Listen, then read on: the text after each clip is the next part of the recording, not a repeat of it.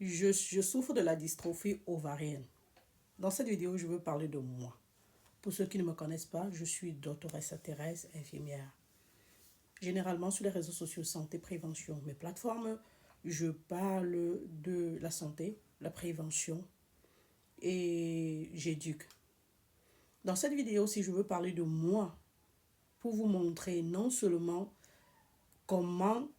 de quoi je parle lorsque je parle de prévention, mais aussi pour aider les femmes à concevoir, pour aider les femmes à comprendre leurs problèmes, aider aussi les professionnels sanitaires qui m'écoutent à aider leurs patients. Question de gagner plus de crédit et question aussi de mieux comprendre la situation. Je vais vous parler de la dystrophie ovarienne, mais je vais vous parler de moi. Donc restez jusqu'à la fin de la vidéo et dites-moi en commentaire si ça va vous aider. Je peux utiliser des termes que vous ne comprenez pas. Je vais essayer de parler vraiment le langage que tout le monde peut comprendre. Vous aurez constaté que j'utilise des filtres. Là, je suis en train d'utiliser un filtre parce que j'ai les taches sur le visage. Les taches que j'ai sur le visage sont dites, on parle ici là de quoi? De l'acné. Mais mon acné est hormonal. Du coup, c'est causé par la dystrophie ovarienne. C'est un signe de la dystrophie ovarienne ou syndrome des ovaires polykystiques. Cette acné-ci ne va jamais finir, sauf si je décidais de prendre la pilule toute ma vie. Et le nom de la pilule, c'est Diane. Je ne vous demande pas d'aller prendre, mais c'est une pilule spécialement dans ce cas-ci utilisée pour contrôler les symptômes de la dystrophie ovarienne. Mais lorsque tu fais, et c'est une pilule contraceptive, donc lorsque tu la prends, tu ne peux pas tomber enceinte. Et si tu arrêtes de prendre, ton problème n'a pas bougé, c'est là. Avec le temps, la situation peut changer. Les accouchements que j'ai faits, la vieillesse, l'avancement en âge, les hormones peuvent se remettre en place et je ne sais pas trop quoi. Et ça peut changer. Mais jusqu'ici, je sais que c'est une condition avec laquelle je vais vivre toute ma vie. Dans la même situation, s'il est question pour toi de comprendre de quoi nous souffrons, d'être très attentif. À défaut de stresser, chercher des solutions où il n'y en a pas. Je vous ai parlé de l'acné. Mais pourquoi je vous parle du symptôme avant de vous parler de quoi il s'agit? Revenons en arrière. La dystrophie ovarienne est une maladie. Je voulais dire un disturbo en italien. C'est un trouble hormonal caractérisé par le fait que dans le corps de la femme, il y a plus d'hormones masculines. La testostérone, on parle des androgènes. Dans ce cas-là, le rapport entre l'hormone luteinisante, LH, et l'hormone follicostimulante, FSH, est élevé. Donc ça a fait ici aux hormones. Donc théoriquement, le spécialiste qui doit s'occuper de cette maladie n'est pas le gynécologue, mais c'est l'endocrinologue, parce que c'est lui qui s'occupe des hormones. Revenons en arrière. Comment je fais pour savoir que j'ai la dystrophie ovarienne? Je n'ai pas eu besoin que quelqu'un au quartier me dise, tu souffres de la dystrophie ovarienne, ma tante avait ça, mon oncle avait ça. Non. J'avais les problèmes de règles. Je pouvais faire 3 mois sans voir mes règles, 6 mois sans voir mes règles, alors que je n'étais pas enceinte. Ça, c'est un signe typique de la dystrophie ovarienne. Bien que toutes les femmes qui souffrent de la dystrophie ovarienne ou syndrome des ovaires polykystiques n'ont pas ce problème-là. Donc, j'avais ce problème-là et j'avais ces taches-là. Les taches, je n'avais pas lié ça aux hormones parce qu'à cette époque, je n'étais même pas infirmière, j'entrais en infirmerie. Et donc, du coup, j'ai décidé de faire des investigations, c'est-à-dire rencontrer un médecin. C'est un problème des règles dont je rencontre d'abord le gynécologue. Le gynécologue, après m'avoir consulté, se rend compte que non, il n'y a vraiment pas un signe qui peut expliquer pourquoi je ne vois pas mes règles. Et il se dit, je t'envoie voir un radiologue. Je vais chez le radiologue, il fait l'examen et il se rend compte que j'ai les petits kystes sur les ovaires. Et il met entre guillemets, c'était en italien, il met en anglais, sospetto di sindrome dell'ovaio policistico. De l'ovaio policistico, on dit ça comme ça, l'ovaio policistico. Il dit, c'est un suspect du syndrome des ovaires polykystiques. Et il me renvoie avec l'échographie, le résultat. Je rapporte ça chez le gynécologue qui m'a envoyé là-bas. Je ne vais pas me balader au quartier avec ou garder à la maison qu'on a dit qu'il n'y a pas un problème. Non, je revais chez le médecin. Le médecin voit mon examen et il dit, ok, on dit le suspect du syndrome des ovaires polykystiques. À ce niveau-ci, je vais te référer chez un endocrinologue. Voilà la procédure. C'est-à-dire qu'il m'envoie chez celui qui est de compétence. Pas parce que lui, il n'est pas compétent comme médecin, mais parce qu'il se rend compte que ce n'est pas de son domaine. Il veut que quelqu'un d'autre qui a étudié ça comprenne mieux ma situation et puisse m'aider. À la suite de cette référence, je rencontre un endocrinologue pour la première fois. Lui, il dit, ok, je ne peux pas confirmer ce que l'autre a dit sur la base d'un examen d'imagerie ou d'échographie. L'échographie était l'échographie endovaginale, transvaginale. Je ne sais pas comment vous appelez ça en français, mais endovaginale. Et donc, il me dit, je vais te faire le dosage des hormones. La testostérone, la prolactine, la thyroïde, FSH, LH, et toutes les hormones possibles pour voir s'il y a un problème, si tu as vraiment un problème hormonal. Il m'a fallu exactement 2 ans pour avoir le diagnostic de ma maladie. C'est-à-dire que je partais au rendez-vous, il m'a fallu 2 ans. Mais vous, quand vous partez une seule fois, vous voulez dire qu'on vous donne le diagnostic. Et c'est à la suite des 2 ans-là et plusieurs autres années de recherche et déposées dessus que je peux vous faire cette vidéo aussi, ayant déjà fait plusieurs autres vidéos expliquées, mais aujourd'hui je parle de moi, parce que ce sera mieux comme ça. Donc je ne me suis pas levée du jour au lendemain, venir vous dire je souffre de la dystrophie ovarienne, ou alors je vais vous parler de la dystrophie ovarienne avec autant de maîtrise parce que j'ai écouté tout ça. Non, il a fallu que j'entre en profondeur. Donc après le diagnostic, c'était pas tout, hein. Après les examens, il fallait que on me prescrive quelque chose. Il me dit, je te prescris la pilule. La pilule, je lui demande quel est le rôle de la pilule. La pilule va gérer tes problèmes de règles. Tu vas voir tes règles normalement parce que après la pilule, qu'est-ce que tu prends? Lorsque tu prends la pilule, ça s'arrête, tu vois tes règles, tu recommences avec la pilule. Donc ton cycle est normal, juste que tu ne peux pas concevoir parce que c'est une pilule. Ça t'empêche de concevoir. Mais il me dit, va prendre, tu reviens après 6 mois. Pendant que je prenais la pilule, mon visage était ok, je n'avais pas de taches. Mais ce que vous devez savoir, c'est que je n'avais pas seulement les taches au visage, j'avais même les taches au dos que je ne connaissais pas. C'est quand on me consultait qu'on a découvert que j'ai des taches au dos. Parce qu'elle a demandé, est-ce que je peux voir ton dos pour pouvoir mieux faire, pour pouvoir mieux me diriger ou alors me prescrire les examens. Et on m'a prescrit la pilule, je suis rentrée chez moi, on m'a demandé de prendre la pilule, avait revenu après 6 mois. Ce n'est que sur la base de ça qu'on pouvait confirmer le diagnostic. Durant la prise de la pilule, c'était cool, je n'avais pas de tâches, j'étais clean. Je ne peux pas parler de la prise de poids ou pas parce que j'étais étudiant, je ne mangeais déjà pas bien. Je jonglais avec le pain au chocolat le soir, donc je maigrissais, il n'y avait rien à voir avec la maladie ou quoi que ce soit. Et donc, du coup, après 6 mois, lorsque je suis revenue, le diagnostic était confirmé. On me demande, est-ce que tu veux continuer avec la pilule ou tu veux essayer quelque chose d'autre? Je dis que bon, si j'ai arrêté la pilule, je n'ai même pas fait une semaine, mes taches, voilà mon visage qui est redevenu comme ça et mes règles ont encore sauté. Ça ne vaut pas la peine. Si vous avez quelque chose à me proposer, allez-y. On m'a proposé un autre médicament, c'est pas le chlomid, c'était le clofène, quelque chose comme ça en italien. Mais je ne me rappelle pas le médicament, ce n'est même pas très important. Et donc, je suis partie, j'ai pris un médicament qui coûtait extrêmement cher. Pendant des semaines, je suis revenue, j'ai dit que l'autre ici, c'est trop fort. Le rôle du médicament était toujours de contrôler mes symptômes. Ça ne soigne pas la maladie. Parce que ce que vous devez savoir, c'est que cette maladie n'a pas de traitement. C'est à vie, tu vis avec. Les gens vont dire, wow, tant que il y a les miracles de Dieu. Moi-même, je compte sur le miracle de Dieu depuis, parce que je suis chrétienne, c'est que vous ne savez pas. Je sais que la maladie, ce n'est pas un crime d'avoir cette maladie. Ce n'est pas une malchance de l'avoir. Mais la maladie n'a pas de traitement. Par ailleurs, le style de vie te fait vivre bien et sans problème. Du problème qui était ma préoccupation majeure, c'était de concevoir, de faire un enfant. Oui, parce que ce que vous devez savoir, c'est que cette maladie-ci rend la femme infertile. J'ai dit infertile, je n'ai pas dit stérile. Infertile veut dire que tu ne peux pas concevoir, mais le problème peut se résoudre. Infertile, au-delà du fait que tu ne vois pas tes règles, tu peux même voir tes règles, mais tu n'ovules pas. On parle de cycle anovulatoire. Donc, tu vois tes règles, mais tu n'ovules pas. Tu penses que tu ovules, mais tu n'ovules pas. Et donc, il faut que tu stimules les ovaires. Je vais vous donner la solution, ne vous inquiétez pas. J'en ai déjà donné, je vais redonner. Cette vidéo doit être complète. De façon à ce que si quelqu'un écoute ça, la personne sort de là complète. Et même les professionnels sanitaires, ils écoutent ça. Ils peuvent même prendre des notes pour aider les patients.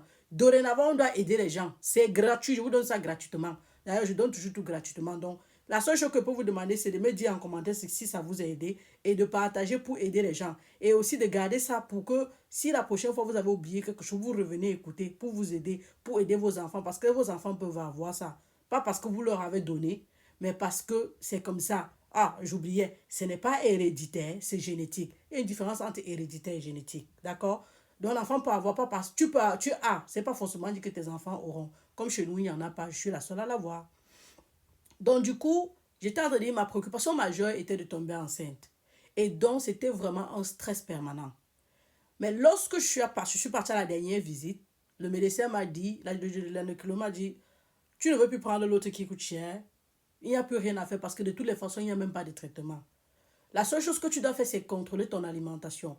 Réduire, elle a cité quelques petits trucs, la pâte, les spaghettis et autres. Mais jusque-là, je n'avais pas compris quel était le véritable nœud de cette maladie. Pourquoi ça dérange? Pourquoi ça cause problème? C'est quoi son problème en fait? Elle m'a dit de prendre Inofed. Inofed est un intégrateur alimentaire composé de deux. L'inofed est constitué de deux principaux éléments, l'inositol ou myo-inositol et l'acide folique, du moins Inofed d'avant. On a modifié la formule, je vois maintenant d'autres choses dedans. Elle m'avait dit, quand tu vas vouloir tomber enceinte, tu prends ça. J'ai noté le nom, je suis partie. Je suis allée faire les recherches, mais allons en profondeur. Les recherches que j'ai faites, c'est pas comme si je trouvais, j'étais trop inspirée, tout ça, je voulais juste être enceinte. Mais aujourd'hui, j'ai compris la maladie. Je vais vous expliquer pourquoi. Ce qui se passe, c'est que dans le cas de la dystrophie ovarienne, il y a un problème. Il y a le problème d'insuline résistance. Le pancréas sécrète l'insuline pour aller attraper le sucre quand on finit de manger, le sucre dans le sang, et aller déposer dans le foie pour stocker et si on en a besoin après, ou alors déposer le foie transforme et dépose ça sous la peau en forme d'acide gras, de graisse. Si un jour on a besoin, ça brûle pour nous donner la force ou l'énergie. Ce qui se passe dans le cas de la dystrophie ovarienne, c'est que l'insuline, l'insuline résistance, qui est parfois la conséquence de la dystrophie ovarienne, ou alors parfois la cause de la dystrophie ovarienne, du moins un facteur de risque, fait que ça ne fait pas son travail et ça reste en circulation. Le pancréas continue à sécréter l'insuline et entre-temps, il ne fait pas son travail. Donc, il y a tellement d'insuline en circulation et ça augmente le taux d'hormones androgènes, la testostérone, comme j'ai dit. Donc, ça augmente le taux d'hormones des hommes dans le corps. Ce qui fait que la femme prend beaucoup plus de poids qu'il fallait et ce qui cause son infertilité. Donc, du coup, l'intégrateur dont je vous parle ici, là, qui contient l'acide folique et le myo-inositol, va venir ici contrôler cette insuline résistance et donc réduire le taux d'androgène et naturellement stimuler les ovaires à produire les ovules et dont la femme peut concevoir. Ce que vous devez aussi savoir, c'est que l'acide folique à lui seul, si vous prenez 0,4 mg, un comprimé chaque jour, va vous aider à stimuler l'ovulation. Les gens vous diront en commentaire que wow, je raconte les bêtises, l'acide folique ne stimule pas l'ovulation, ça évite seulement à l'enfant d'avoir la spina bifida, ça aide le développement du tube neural durant la grossesse parce qu'ils ne sont pas ouverts d'esprit, parce qu'ils ne cherchent pas. Allez sur PubMed ou alors sur Cochrane, sur n'importe quelle revue de recherche scientifique médicale et faites les recherches. L'acide folique, théoriquement même dans d'autres cas de fertilisation in vitro, c'est-à-dire assistée, on n'utilise plus les médicaments qui font prendre du poids, on utilise l'acide folique. Et ça a été bien prouvé que ça stimule l'ovulation, ça donne les ovaires. Donc la combinaison acide folique et myo-inositol ici va non seulement venir réduire le risque comme j'ai dit tout à l'heure, d'insuline résistance, mais aussi stimuler les ovaires à produire les ovules. Je vous ai parlé de Inofed, qui est un exemple d'intégrateur alimentaire. Ça, c'est en italien, c'est en Italie. Mais dans d'autres pays, les pays francophones ou anglo-saxons, il y a d'autres produits comme le Pregnant Care Before Conception, qui contient aussi ces deux éléments-là, principaux éléments, et d'autres éléments qui vont aider ici à contrôler la maladie, comme le zinc, la vitamine D, qui vont aider à contrôler les symptômes de la maladie, mais aussi stimuler l'ovulation. En France, par exemple, il y a le gynositol qui va aider, mais il y a d'autres, il y a Procide qui contient aussi ces deux éléments. Ici, on peut prendre le myo-inositol, par exemple, jusqu'à 4 grammes par jour. Donc, si tu fais la combinaison de 0,4 mg d'acide folique et 4 grammes de myo-inositol par jour, au bout de 2 semaines, 3 semaines, par exemple, comme ça, tu vas déjà être enceinte. Maintenant, ça dépend des femmes. Il y a des femmes qui peuvent en prendre, qui devraient en prendre peut-être pendant 3 mois, 6 mois. Tout varie en fonction du corps. Mais comme je disais tout à l'heure, seulement l'acide folique, la perte de poids, la consommation des aliments riches en fibres et protéines, les noix, je sais pas, les légumes et les fruits en général, la marche 30 minutes et une bonne hydratation et une perte de poids te fait concevoir sans problème. Je vous parle et je vous le dis avec certitude parce que pour mes deux premières grossesses, oui, j'ai utilisé Inofed.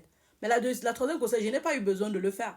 Lorsque tu perds le poids et tu prends de l'acide folique 0,4 mg, donc je vous dis, je vous conseille de prendre déjà 3 mois avant d'envisager tomber enceinte. C'est-à-dire que si tu te dis, je vais tomber enceinte en décembre, tu commences 3 mois avant à prendre ton acide folique. Naturellement, ça va t'aider. Le problème ici, c'est que vous êtes trop pressé, comme je disais en début, vous êtes trop pressé. Vous voulez que les choses se passent rapidement, rapidement, rapidement. Il faut aussi savoir qu'on tombe enceinte parce que l'homme aussi, si l'homme a les spermatozoïdes qui sont en santé, on va tomber enceinte. De nos jours, les hommes sont tellement malades parce qu'ils consomment trop d'alcool, ils s'exposent trop à la pollution, ils ne dorment pas assez, ils n'ont pas un bon style de vie. Donc, quand vous allez décider d'avoir un bon style de vie pour tomber enceinte, comme manger les fruits, les légumes, les noix, les protéines, les graines, et réduire la pâte blanche comme les spaghettis, le riz blanc, les spaghettis blancs, le pain blanc, le riz blanc, et réduire la quantité de tubercules, ou alors réduire la portion de vos repas, ou même encore boire de l'eau chaude à 50 degrés. Vous faites aussi cela avec votre homme, ne le faites pas seulement sur vous, parce que l'homme aussi a besoin de ça. Vous augmentez aussi l'huile végétale dans vos repas, comme l'huile d'olive, et vous mangez plus de poissons avec l'huile oméga 3. Bon, le saumon est cher, mais si vous avez l'opportunité de manger plus de poissons que de viande, ça va aussi beaucoup vous aider. C'est un peu le style de vie que je vous donne. Là, on n'a pas besoin de trop souffrir. Je veux dire, là, des aliments, on va vous dire, wow, manger le grain de lin, ça aide à contrôler les symptômes. Tout ce qu'on vous dit de prendre et que ça aide, et vous avez constaté que ça aide, c'est bien. Mais est-ce que vous allez consommer un seul aliment toute votre vie? Il y a aussi les risques d'overdose si vous consommez excessivement. Donc, allez sur l'équilibre. Allez plus sur tout ce qui est sain, comme les légumes et les fruits. Je vous ai toujours dit que dans les légumes, il y a tout. Dans les légumes, il y a l'inositol. Il y a la vitamine D, le zinc que je dis là, il y a l'acide folique. Donc, ça veut dire que si tu te concentres, tu manges bien comme ça, tu marches 30 minutes comme je disais, tu bois ton eau, tes 2,5 litres d'eau par jour, tu bois ton eau chaude à 50 degrés, ça va te faire perdre du poids, ça va te faire contrôler. Tu vas tomber enceinte, même pas seulement ça, parce que ça va te permettre de contrôler aussi ton obésité. Comme j'ai dit tout à l'heure, si le sucre, on contrôle l'insuline résistance, on baisse, on contrôle les androgènes, mais aussi on contrôle l'obésité. Parce que oui, la dystrophie ovarienne prédispose à l'obésité. Perdre du poids est très difficile avec la dystrophie ovarienne. Mais au-delà de ça, il y a d'autres problèmes.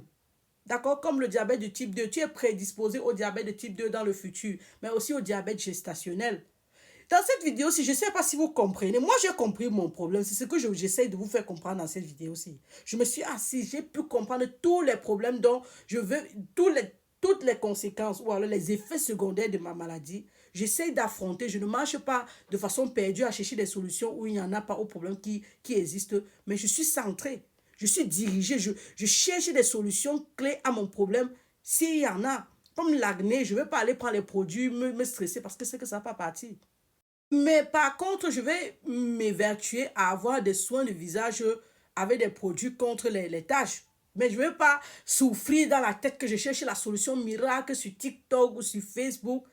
Tout comme quand si j'achète un produit chez quelqu'un, je ne vais pas saboter la personne. Ton produit n'a pas marché sur mes tâches. Non, j'ai compris mon problème. C'est hormonal. La personne ne peut pas venir effacer mes hormones. Si je veux que mon acné disparaisse, je sais qu'elle prend la pilule. Mais je refuse de prendre la pilule parce que ça peut me causer des problèmes à la longue, comme par exemple le cancer du sein ou tout autre problème, le cancer du col, tout autre problème. Je pense, je fais dans la prévention. Je connais mon problème, je cherche des solutions. Un peu comme les cheveux. J'ai les chutes de cheveux devant parce que c'est familial chez nous, il n'y a même pas les cheveux, ma mère n'en a pas, mes soeurs se battent. Mais au-delà de ça, je souffre de la dystrophie ovarienne qui amincit les cheveux, c'est-à-dire ça cause la perte, ça fragilise les cheveux et en plus de ça, ça cause la perte de cheveux. C'est un autre signe de la dystrophie ovarienne. Donc, je sais ça. Je vais pas aller acheter les produits, par exemple, chez Nancy, Ngono, je crois que c'est son nom, de Queen sur Facebook, qui a des jolis cheveux comme ça, elle vend les produits de cheveux, et puis je vais aller attendre à avoir les mêmes cheveux que la dame. Et si c'est que je n'ai pas les cheveux, comment ça veut dire que ces produits ne fonctionnent pas? Non, ce n'est pas vrai. Ces produits peuvent fonctionner et ces produits fonctionnent.